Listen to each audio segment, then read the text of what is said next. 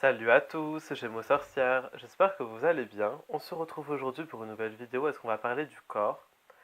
Alors, pour le corps, sachez que votre corps est sacré, parce que votre corps est unique, il va être le seul que vous allez avoir toute votre vie. Le corps a été fabriqué par vos parents, durant, donc dans le ventre de votre mère, etc. Je ne vais pas vous faire un dessin de comment on fait un enfant, ni comment un enfant se crée. Alors, donc le corps est tout ce qui va agir au physique. Donc en fait, c'est ce qui va te permettre d'agir dans le monde physique, tout simplement. Alors, c'est pour ça qu'il faut donc connaître son corps, il faut savoir l'observer et accepter son corps. Voilà.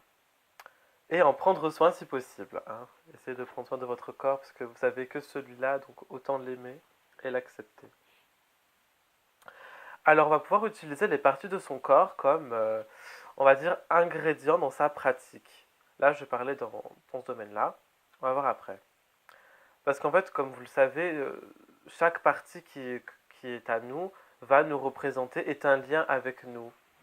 Comme par exemple, je sais pas, un ongle, un cheveu, une dent, peu importe. Ça va être cet objet, cette partie de nous est liée à nous. Voilà. Donc, c'est un petit peu comme la vidéo sur les animaux que j'ai faite précédemment, donc allez la voir si vous ne l'avez pas vue, ça va être la même chose. Voilà, donc en fait, chaque partie de notre corps va nous représenter, mais les parties vont avoir un usage spécifique ou différent. Vous pouvez là vous regarder ça dans les correspondances ou créer votre propre correspondance, mais essayez de faire ça de façon logique. Par exemple, les ongles vont être utilisés euh, lors de rituels ou quoi, tout ce qui va être lié au manuel, tout ce qui va être lié à la main, au manuel. Pourquoi? Parce que les ongles, tout simplement, sont déjà sur nos doigts, sont sur nos mains. Donc c'est pour ça que on va pouvoir utiliser donc les ongles pour tout ce qui va être lié au manuel. Les cheveux, ça va être tout ce qui va être lié du coup euh, à la beauté, parce que dans la plupart des cultures, des pratiques, le cheveu est symbole de beauté. Donc voilà, hein. Par exemple le sang qui va être très très puissant puisqu'en fait c'est ce qui va permettre à tout notre corps de fonctionner et à tout notre corps de vivre euh, et de le nettoyer, etc. Donc en fait le sang va être très puissant parce que c'est lui qui apporte la vie dans notre corps. Donc on va pouvoir utiliser ça pour dans nos rituels ou quoi. D'ailleurs souvent lors des rituels de dédication, d'identité, tout ça, on utilise du sang parce que c'est un lien très puissant, parce que c'est ce qui nous permet d'être en vie à nous. Donc c'est un grand pouvoir, c'est un grand sacré le sang. D'autant plus que le sang fait partie des 4 liquides sacrés. Du coup, voilà, voilà. Alors, voilà, donc essayez de faire votre propre correspondance. De toute façon, vous êtes libre, hein, c'est votre corps. À vous de donner euh, l'attribut, l'usage que vous voulez à une partie, mais soyez quand même logique, quoi. Regardez d'abord ce que la partie du corps fait naturellement, hein, et après, voyez si ça s'adapte aussi spirituellement. Enfin, en sorcellerie en tout cas. Alors, donc le corps dans sa pratique, on peut aussi euh, percevoir le monde, intégrer notre corps dans sa pratique par du coup les 5 sens. Alors, donc, d'ailleurs, vous pouvez aussi découvrir quel sens de nos 5 est pour vous le plus important, lequel vous allez le plus utiliser, ou alors l'essence que vous allez vraiment le plus utiliser. Voilà. Donc, nous avons le toucher, donc ça va être le fait justement de toucher les objets, de toucher la matière, la texture, ce qui va nous plaire au niveau du toucher. Il va y avoir aussi du coup les danses, qui est dans le domaine du toucher, et du mouvement du coup. Parce qu'après la danse, ça te permet d'atteindre un état second. Voilà, donc c'est pour ça que c'est assez important aussi par exemple la danse ou quoi, parce que c'est pour atteindre un état second de transe. Va y avoir aussi du coup la vue, donc tout simplement c'est observer les choses, voir les choses telles qu'elles sont, et évidemment, évidemment, pourquoi je dis évidemment, bref, donc c'est pas le cas pour tout le monde, mais certains vont pouvoir voir les énergies, voir des entités, voir le monde invisible en fait. D'autres vont pouvoir, d'autres c'est le goût qui va être très important. Donc ils vont pouvoir goûter donc les potions, les ingrédients, etc. Attention à tout ce qui est toxique, bien entendu. Hein. Voilà, on fait attention à ça. On ne se tue pas. Hein. Encore une fois, nous n'avons qu'un seul corps. Du coup, ça fait que le goût, donc par exemple, ça va être le goût donc, des choses qui sont comestibles, hein, et le goût, par exemple, des énergies. Il y en a qui arrivent à percevoir ça par un goût dans la bouche ou ce genre de choses. On va avoir aussi du coup la même chose avec l'odeur, donc l'odeur de l'encens, de fumigation, ou alors l'odeur d'une pièce ou quoi que ce soit. Et ben, il y en a qui vont percevoir le monde invisible par l'odeur aussi. Donc ils vont savoir si une entité est là par l'odeur, si les énergies sont comme ça par l'odeur.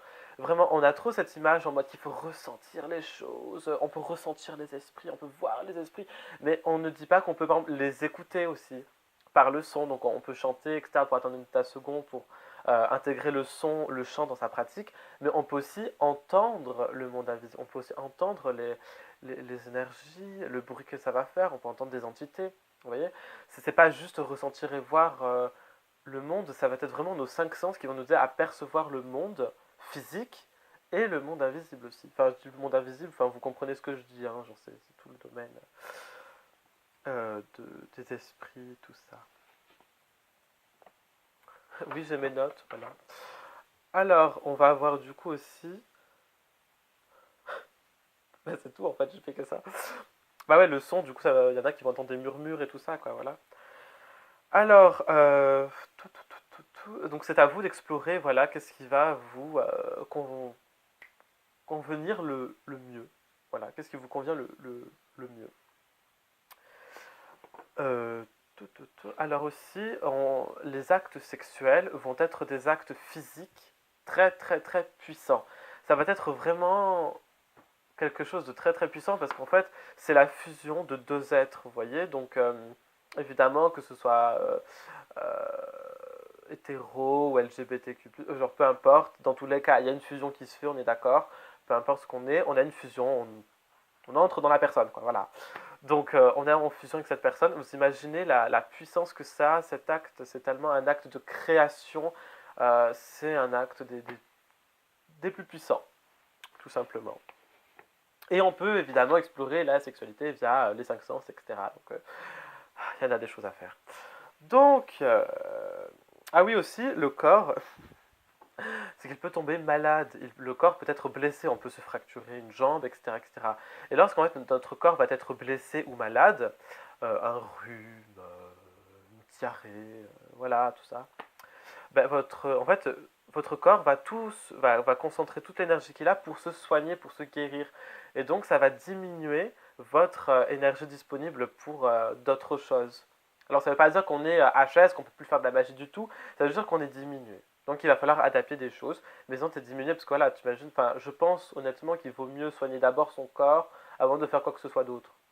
Après, chacun ses priorités, mais si vous voyez que votre énergie n'est pas au top, c'est parce que voilà, vous êtes malade.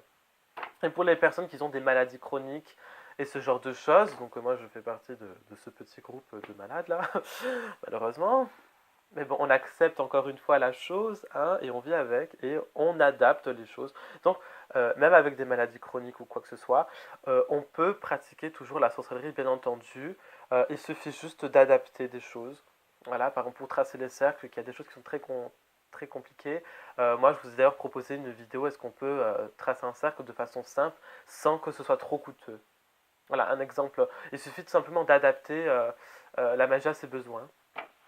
Voilà, on peut être aussi victime de sorts, de malédictions, ou alors directement attaqué par une personne. Alors pour ça, il suffit de se purifier, désenvoûter, donc bannissement. Pour savoir si on est envoûté, il y a la divination, donc voilà, soit vous faites vous-même, soit par quelqu'un de confiance, mais quelqu'un de si possible, genre vraiment, que vous savez que c'est quelqu'un de bien, genre pas un charlatan quoi, hein, genre vraiment. Et ensuite, il faut savoir aussi que notre corps peut être la possession, tout simplement. Hein. Donc, la possession, en fait, c'est le fait que notre corps va être un vaisseau temporaire. Alors, c'est dans plusieurs pratiques et dans différentes magies, tout simplement. Notamment, par exemple, dans le vaudou, est-ce qu'on va être possédé par des loas, donc ce sont des divinités. Voilà, On peut être possédé donc, par des dieux, des entités, des esprits de la nature, nos ancêtres, ça dépend des pratiques, etc. Mais il faut savoir que la possession comme ça, c'est toute une préparation, c'est tout un rituel, donc avant, pendant et après, c'est toutes des étapes très bien faites, c'est vraiment assez compliqué même. C'est pas ça que tu fais le premier jour, tu vois que tu te lances dans la sensualité, tu fais pas, oh, possession, super, non. C'est quelque chose de très compliqué qu'il faut savoir ce qu'on fait. Hein. On a trop de stéréotypes, on a trop d'ignorance à ce sujet. C'est trop sujet au fantasme, la possession, alors que c'est pas du tout comme on le croit. D'ailleurs, on peut être aussi possédé par des esprits néfastes, donc des démons, des entités néfastes, etc. Il faut savoir que ça se passe pas comme dans les films, genre tu dis pas ouais, possède-moi, là, il te possède, après tu te mets à l'éviter et tout ça. Enfin, non, c'est pas vrai tout ça. Hein. D'ailleurs, en plus, il y a deux sortes de possession, donc tu as les esprits par des démons, quoi, mais après tu as des esprits, tes propres esprits, donc c'est toi-même qui crée des esprits qui vont te posséder, entre guillemets, et qui vont te faire t'embêter, te nuire, tout simplement. C'est toi-même qui va créer ça. Alors encore une fois pour ça, il y a des tests donc, de divination pour savoir si tu es possédé, sinon désenvoûtement, purification, bannissement. Et voilà. Je pense que j'ai été clair, du coup je vous dis prenez grand soin de vous et à la prochaine.